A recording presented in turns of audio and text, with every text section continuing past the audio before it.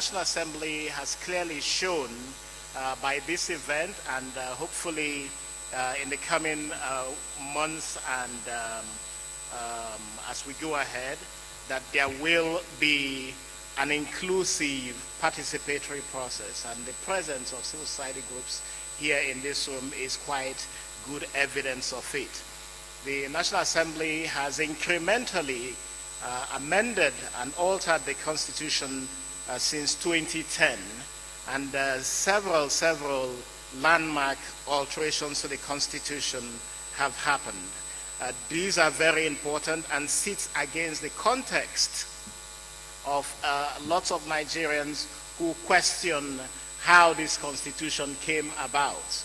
But we do know that there is a National Assembly, there are state legislatures, there is a government, and what is prescribed in the Constitution is a procedure to alter the Constitution.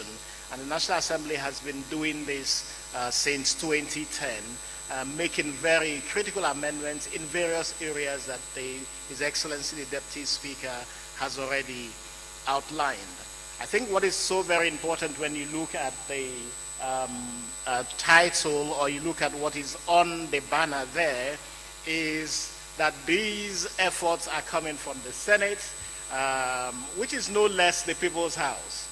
But certainly the People's House, which is the House of Representatives, and the fact that we have seen the National Assembly at different times try to go to the people. I see His Excellency, the former Deputy Speaker, former Governor of Imo State, Right Honorable Emeka Ihedioha, who introduced in the 7th Assembly the People's Consultations and People's Forum that took us to all the 774 local government areas of this country, listening to Nigerians about what should be included in alterations. And it's something that I am so delighted to see both the Deputy Speaker, the Deputy Senate President articulate very clearly a timeline of under 24 months for achieving reform of the Constitution.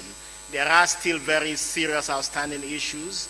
Local government reforms remains a major issue in this country, that local governments are subjugated to states and not allowed to deliver on development that is promised when local government reforms happen in this country. We're yet to get those reforms. There is a new debate today about nature of policing. Some say state police.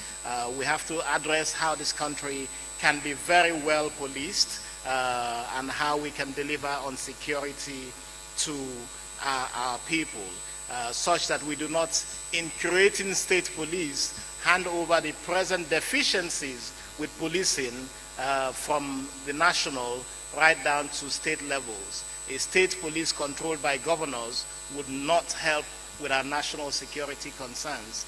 They could in fact endanger human rights if we do not clearly define the nature of policing that we are discussing when we talk of state police. There are still outstanding other issues: devolution of powers, electoral reform, and our sister Eugenia Abu talked about women. The special seats for women bill, Your Excellencies, are still pending in the National Assembly. We cannot have a situation where we have just about 16 or 13 women in the House of Representatives and only 4 senators. This is not speaking well of Nigeria at all. If we have a 469-member National Assembly and we have under 30 of these members just women, I think that if the National Assembly was to make a huge statement about this reform, it must clearly define for Nigerians how we can harness the effectiveness and resource that women possess as about equal number of population. So it is something that the National Assembly must consider. Your Excellency Deputy Senate President, Your Excellency the Deputy Speaker, how we can make special constitutional provisions to allow for greater representation of women in elective offices proportionate to their population.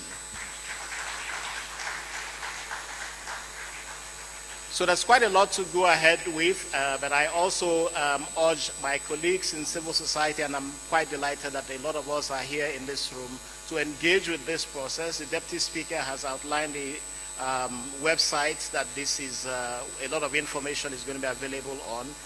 We will, as civil society, engage with the process and hope that this would give us very meaningful returns and reforms within the time frame already identified. I thank so very much the British High Commissioner who is here for the support of the Foreign, Commonwealth and Development Office over this initiative. The British FCDO has supported constitution reforms in Nigeria since 2010, working with PLAC at the National Assembly. We will continue to give every support to both the work that is being done by the Deputy Speaker and the Deputy Senate President with respect to constitution reform in the 10th National Assembly. Your Excellencies, our traditional rulers, distinguished ladies and gentlemen, thank you so much for this opportunity to speak. Thank you.